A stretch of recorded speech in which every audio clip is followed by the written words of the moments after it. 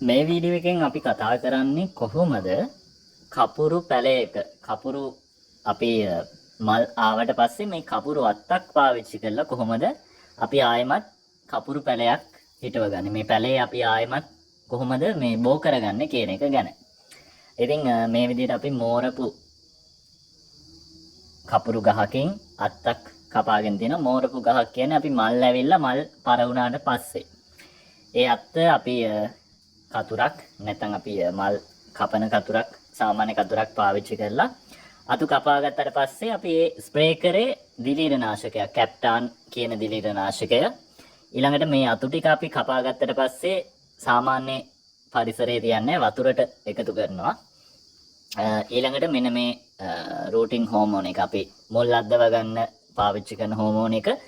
මේක රුපියල් 250ක් වගේ මට මතක විදියට 250ක් 300ක් වගේ වෙන්නේ මේක නැත්තම් මේවා තෙල් පොහොර තියෙන කඩවල තෙල් පොහොර තියෙන කඩවල තියෙනවා එහෙම නැත්තම් ඕගොල්ලන්ට කොමාරිකා පාවිච්චි කරන්න පුළුවන් ඊළඟට පස් මාධ්‍ය හදා ගන්නකොට මම පාවිච්චි කරලා තියෙන වැලි එකට කොම්පෝස්ට් භාගයක් පාවිච්චි කරලා තියෙනවා මතු පිට පස් එකක් පාවිච්චි කරලා තියෙනවා වැලි එකයි කොම්පෝස්ට් භාගයයි මතු පිට පස් එකයි මේ විදිහට දාලා තියෙන මෙතන මම හිටවලා තියෙන්නේ නම් සාමාන්‍යයෙන් අඟල් 3ක් විතර මල් පෝච්චිය උඩම ඉඳලා අඟල් 3ක් විතර පහළට විතරයි පස් දාලා තියෙන්නේ ඔයගොල්ලන්ට සාමාන්‍යයෙන් අඟලක විතර ප්‍රමාණයක් තියලා පස් දා ගන්න පුළුවන් මොකද මේකට තව ගොම පොහොර ටිකක් එකතු කරන්න ඕනේ අපි පැලේ හැදිලා එනකොට ඒ නිසා තමයි මේ අඟල් 3ක් විතර අපි ඉතුරු කරලා තියෙන්නේ මේ තියෙන්නේ අපේ රූටින් හෝමෝන් එක මුල් අද්දව ගන්න පාවිච්චි කරන හෝමෝන් එක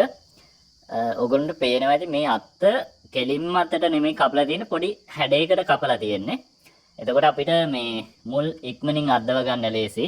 ඉතින් ඒ නිසා තමයි මේ විදිහට කපලා තියෙන්නේ අපි වතුරේ තිබුණු අත්ත අරගෙන මේ විදිහට හෝමෝන් එකේ දාලා වැඩි කොටස අපි අයින් කරනවා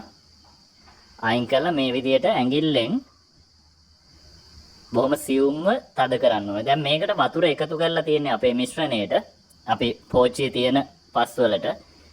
නැත්නම් ඕගොල්ලන්ට මේක හදලා අවසානට වතුර එකතු කරන්න පුළුවන්. ඒ වතුර සාමාන්‍යයෙන් දවස් 5කට වගේ ප්‍රමාණවත්. ඊළඟට අපි අනිත් අතු කෑලි ටිකත් මේ විදිහට අර විදිහටම සිදුරක් හදලා ඇඟිල්ලෙන් තද කරලා මේ විදිහට එකතු කරගන්නවා.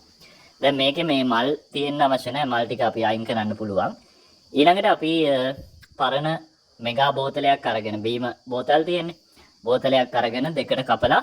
මේ ටික ආවරණය කරන්න ඕනේ. මේ පැල ටික ආවරණය කරන්න ඕනේ. එතකොට අපිට ඉක්මනින් මේක ප්‍රොපගේට් කරනවා කියලා කියන්නේ. පරිසරයේ ඇතුලේ මේ බෝතලේ ඇතුලේ අපි හොඳට මේ වාතාශ්‍රය රැඳෙන නිසා අපිට මේ ආයෙත් වතුර එකතු කරන්න මුකුත් කරන්න අවශ්‍ය නැහැ. අපි ඊළඟට සති 3ක් වගේ ගියාට පස්සේ අපිට මේ අතු දලු දාලා තියෙනවා මේ සති 3කට පස්සේ අපි මේ අතු ටික පැලුණාට පස්සේ බලමු ඊළඟ වීඩියෝ එකේදී කොහොමද මේක අපි සාමාන්‍යයෙන් අවුවට දාන්නේ කියන්නේ සාමාන්‍ය පරිසරයට අපි පැල ටික දාන්නේ කොහොමද එතකොට දාන්න පුළුවන් පොහොර වර්ග මොනවද මේ හැමදේම බලමු ඉතින් දැනට ප්‍රශ්නයක් තියෙනවා නම් කමෙන්ට් එකක් දාගෙන යන්න මම උදව් කරන්නම්